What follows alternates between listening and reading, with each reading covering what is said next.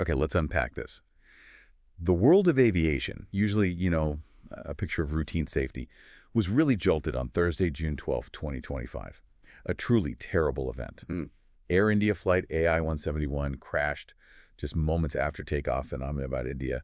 And this wasn't just another accident. It was a tragedy on a massive scale. Yeah. And it involved an aircraft model, the Boeing 797 Dreamliner, that's widely seen as one of the safest flying. The sources you shared paint a devastating picture, the loss, the response, and this urgent hunt for answers. How could this happen? It's fascinating and just deeply tragic how fast it all unfolded. And like you said, unprecedented for this specific aircraft type.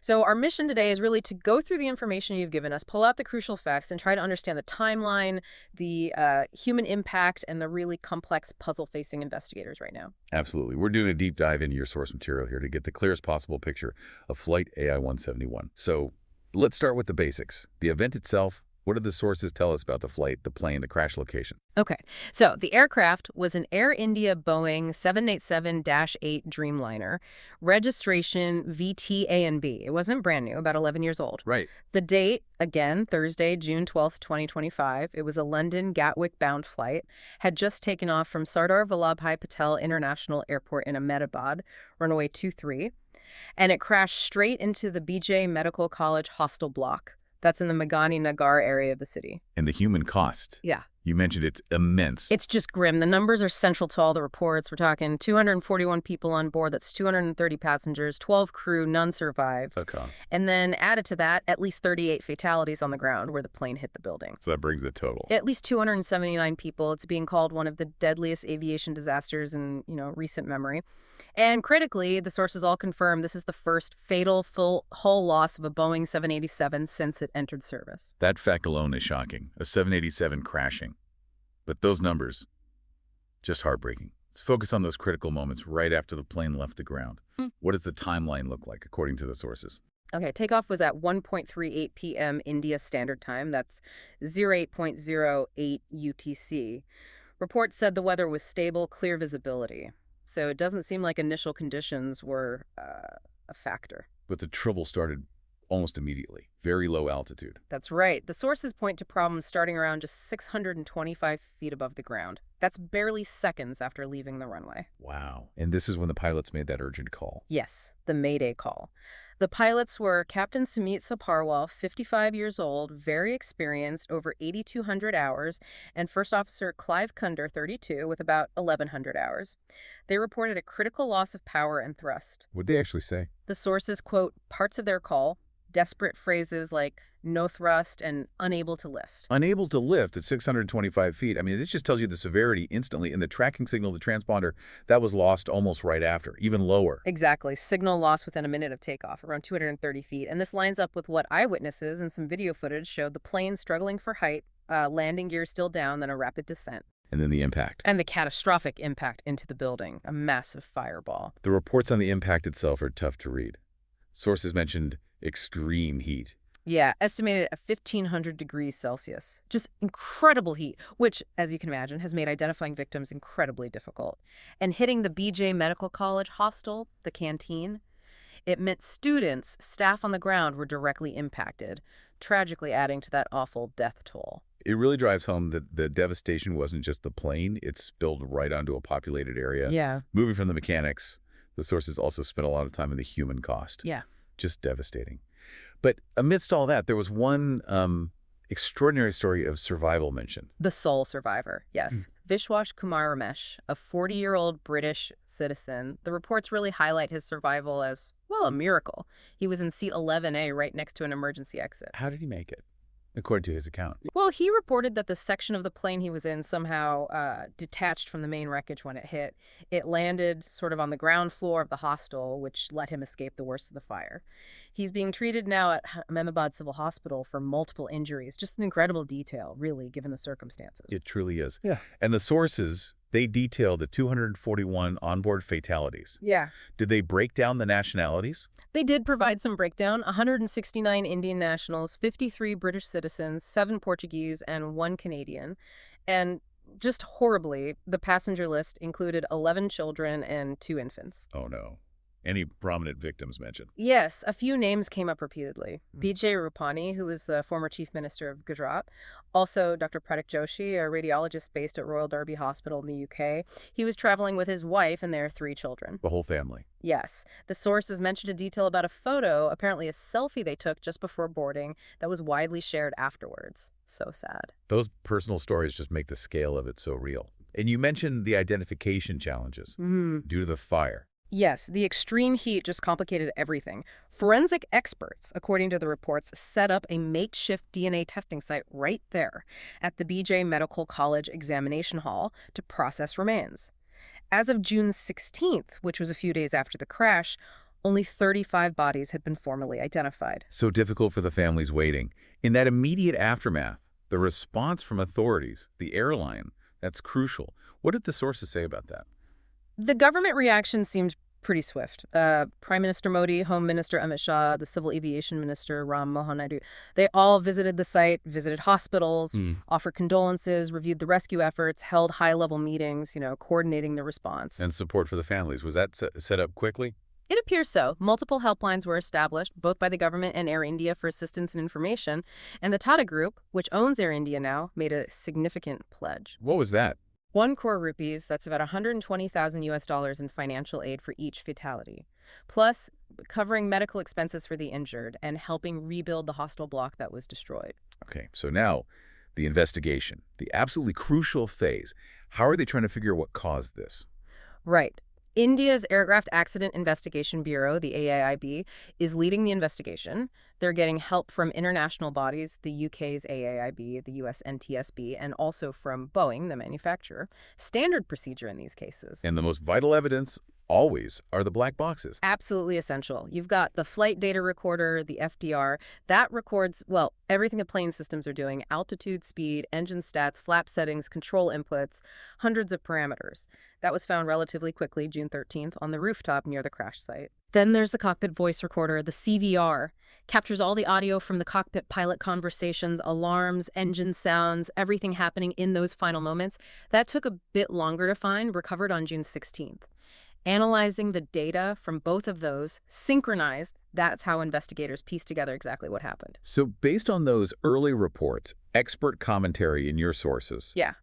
what are the initial theories, the abnormalities they're looking at? Well, there are multiple possibilities being examined. The sources touched on several key areas. The most immediate one, coming straight from that Mayday call, is engine thrust, power loss. Right, no thrust. Exactly. Pilots reported no thrust. Now, aviation experts like Dr. Jason Knight were cited noting a cloud of dust seen after takeoff, which could hint at an engine issue. But they also heavily stressed how incredibly rare it is for both engines on a modern jet like this to fail simultaneously, especially without some obvious external event. That's a very, very unlikely scenario usually. Okay, then there's the visual evidence. Eyewitnesses, video. The landing gear was still down. Yes, that was a key observation in several reports. A former British Airways pilot, Alistair Rosenshine, was quoted highlighting that leaving the gear down after takeoff, it's just not correct procedure. Why? What's the impact? It creates significant aerodynamic drag. Keeping it extended makes it much harder for the plane to accelerate and gain altitude, which is obviously critical right after takeoff. And the sources also mentioned possible issues with the wing flaps. Yeah. Another pilot, Steve Scheibner from American Airlines, was mentioned suggesting flap abnormalities. Flaps are crucial. They generate lift at lower speeds, like during takeoff. So one theory floated was maybe a procedural error in the cockpit? Like what? Like perhaps the co-pilot mistakenly pulled the lever to retract the flaps instead of the landing gear lever. They can sometimes be close together or feel similar. If the flaps were pulled up too early, that would severely cut the wing's lift. Could absolutely explain why the plane couldn't climb. The 787 is known for being more electric, right? Did that factor into the theories? It did. Yes, it's a more electric aircraft. Lots of systems use electricity instead of traditional hydraulics or pneumatics. So there was speculation mentioned in places like the Times of India from experts suggesting maybe an electrical system malfunction could have messed with the engine's response. Oh, so? Well, they mentioned components like variable frequency starter generators, VFSGs, They're key for managing power from the engines. If they failed, it could potentially lead to a loss of engine control through the digital systems. There was also mention that the possible deployment of the Ram air turbine, the RAT. The emergency power turbine. Exactly, that little propeller that pops out for backup power. If that deployed, it would strongly suggest a major electrical failure happened. Okay. Were there other theories? Maybe about how the plane was prepared? Weight, perhaps? Yes, some experts also raise the possibility of the aircraft being overloaded. Or maybe the pilots entered the wrong zero fuel weight, the plane's weight before fuel into the flight computer. And that would affect takeoff calculations. Right. Getting that number wrong means the calculated speeds and thrust settings for takeoff could be incorrect. Potentially not enough power commanded for the actual weight. What about environmental things, like bird strikes? Ahmedabad Airport's reputation came up. It did. The sources noted Ahmedabad is notorious for birds, and bird strikes are definitely a risk. They can damage engines, but the reports also suggested that causing both engines to fail almost simultaneously from birds is highly unlikely. Usually you'd expect to see, flames, sparks, something more obviously localized to an engine if it was a catastrophic bird ingestion. That wasn't widely reported here in the same way as the general power loss, so maybe a factor, but probably not the sole cause for what the pilots described. And maintenance. Always looked at after a crash. Definitely. Boeing's and Air India's maintenance records for this specific plane, VTA and B, are under intense scrutiny. It's a standard part of any investigation, but particularly relevant if other potential causes seem less likely initially. This incident, it lands, unfortunately, right when Boeing has been under a lot of scrutiny already. It absolutely does. The sources make that connection clear. While the 787 itself, as we said, has had a stellar safety record, over 1,000 delivered since 2009. This is the first fatal crash it happens against this backdrop of mounting concerns about Boeing's manufacturing quality, safety culture across its other lines. Concerns that have been very public lately. Exactly. The reports immediately bring up the two tragic 737 MAX crashes back in 2018-2019, the long grounding that followed, and then more recently that Alaska Airlines 737 MAX door plug incident, January 2025. That really amplified concerns and led to new regulatory checks on Boeing's production. And we've heard from whistleblowers, too, haven't we? Yes. The sources mentioned people like John Barnett, a former Boeing quality manager who'd specifically raised concerns about 787 production before his death earlier this year. And Sam Salahpour, another engineer, they've alleged, corners being cut, safety violations in manufacturing is broader context, but it hangs over any incident involving a Boeing plane right now.